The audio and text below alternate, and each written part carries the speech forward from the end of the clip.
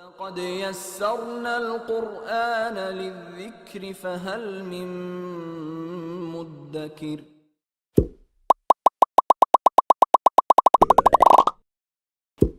بسم الله الحمد لله والصلاة والسلام على رسول الله صلى الله عليه وسلم. Assalamu alaikum wa rahmatullahi wa barakatuh. Welcome back to Tajweed Made Easy. This is your brother Abu Muhammad. In the last two lessons we started the Nun Sakina and At-Tanween rules. And we said after Nun Sakina and Tanween, depending on which letters they come from the 28 letters in the Arabic alphabet, these letters would affect how we pronounce the Nun Sakina and Tanween. We said this effect is of four types. One is the Al-Idhar effect, second the Idgham effect, third the Qalb effect, and fourth the Ikhfa effect. We said the Idhar letters are 6 letters. Whenever these letters come after the Sakin and Tanween, we pronounce it clearly. Then the Idgham effect, the Idgham are 6 letters. Whenever they come after the Sakin and Tanween, we merge into the Idgham letters. Today we're going to look at the third rule of Al-Idhar and Nun Sakin and Tanween, which is Al-Qalb. Al-Qalb is also known as Al-Iqlaab. Both names are correct.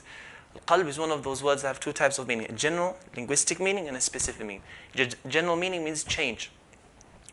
Qalb in Arabic is the heart, because heart changes. Sometimes you might like something, other times you might not like that thing. Sometimes you might be happy, other times you might be sad, and so on. So the feelings change. This is called Al-Qalb. In the Quran, with the scholars of the Quran, the Qalb means the change of Nun Sakin or Tanween into a Mim when followed by one letter, which is a Ba. That's it. It's just one letter. This rule has one letter. Idhar has 6 letters, Idgham 6 letters, Al-Qalb has one letter. So if there's a Nun Sakina or a Tanween, Fathatan, Kasratan, Dhammatan, it follows by a Ba, then we change the Nun Sakina or Tanween into a Mim. That's it. For example here, this can be in 2 words or 1 word. So 2 words, Min Ba'di. Min Ba'di, the end of the first word ends with the Nun Sakina, beginning of the second word starts with a Ba. So instead of saying Min Ba'di, where we do the Idhar, we don't want to do the Idhar, Min Ba'di, we don't want to hear the Nun. Nor do we want to merge, Mi Ba'di, this is merging. We want to change the Nun Sakina into a Mim. So it's Mim Ba'di, the Nun Sakina will be cancelled. So Mim Ba'di. This is how the Arabs used to pronounce when they used to speak, even before the revelation of the Quran. They used to say Mim Ba'di, up until now, Mim Ba'di. So here, Mim Ba'di.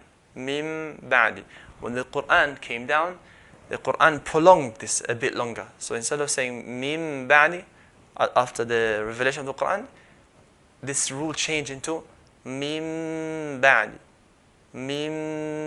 So prolonging a bit longer to 2 haraka. So Min Ba'di, closing the lips, Min Ba'di.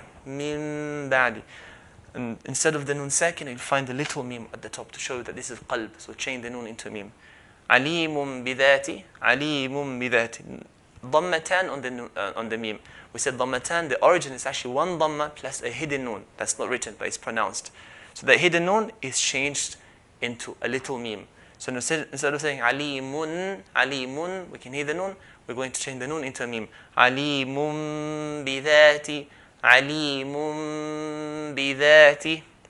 The word Anbiya is in 1 word. These examples are in 2 words. The word Anbiya is in 2 words. So Nun meets a Ba. The Nun will change into a Mim. Anbiya. Anbiya. That's it. This is how the Arabs used to pronounce it. Because why? Because saying the Nun after Ba is heavy for them in the Arabic language. So they will change the Nun into a Mim, because Mim and Ba both come from the lips. So this is easier to pronounce. An important note to make here is that some people, instead of saying Mim Ba'di, instead of putting the 2 lips together, Mim Ba'di, they open the lips just a little space. They open it a little bit. So instead of saying Min Ba'di, they will say Min Ba'di or Alimun bidhati. Now this way of recitation, an important note to make here is that Sheikh Ayman As-Suwaid, Hafidhahullah, he talked about this form of recitation.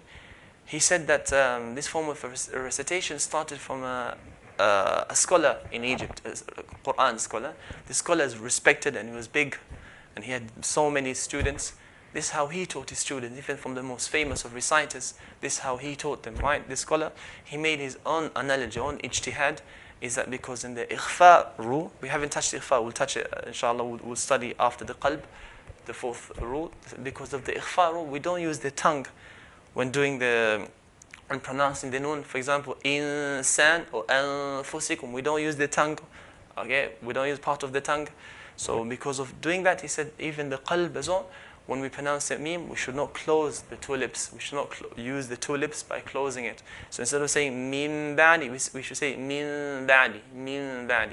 Shaykh Ayman Aswaid, hafidhahullah, he mentioned that this is how I understood it as well. This is how I taught my students for 20 years. But then after that, I started researching this matter for another 20 years. I went to books of Tajweed. I went to different mashayikh. I started reciting to different mashayikh. I went to follow this. I did a very long research on this issue, and Shaykh Ayman concluded, hafidhah, is that this is something new in the recitation that was not present before that. So he mentioned it's better to avoid this, because this is not the better way of reciting. So it should be closed. Mim ba'di. He said for two reasons. One, you will not find this in any chains of narration to the Prophet Muhammad sallallahu alaihi wasallam, reciting this way, opening a little bit. Nor will you find from this goes against the Arabic language as well. So in two ways. It goes against the Arabic language. That's not how the Arabs used to pronounce. The Arab used to change the noon into a meme when it meets a ba. This is more natural in the Arabic language. And also the chains of narrations that go back to the Prophet ﷺ is to close it. Min ba'di, not min ba'di. So the Shaykh, hafidhullah, he said that it's better. He said that we should avoid it. It's something new that was not present, and so on. So nun sakin and or tanween, if it meets a ba, it changes into a meme. And this meme, when we're going to touch it, we just touch a little bit. Mim ba'di, and not too much. If we do too much, this is called kaz. If we say mim ba'di, we don't want that. Nor do we want to open it too much.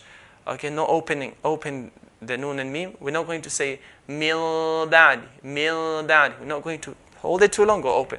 So it's closing, min ba'di, lightly, min ba'di. That's it. Today we looked at the Al-Qalb letters, its definitions, it's the letter, and how we practice Al-Qalb with Nun Sakin and Tanween. In the next video, inshallah, we're going to talk about the fourth category of Nun Sakin and Tanween, which is called Al-Ikhfa, its definitions, its letters, and how we pronounce the Ikhfa letters when they meet Nun Sakina and Tanween. Until then, Jazakumullah khairan, wassalamu alaikum wa rahmatullahi wa barakatuh.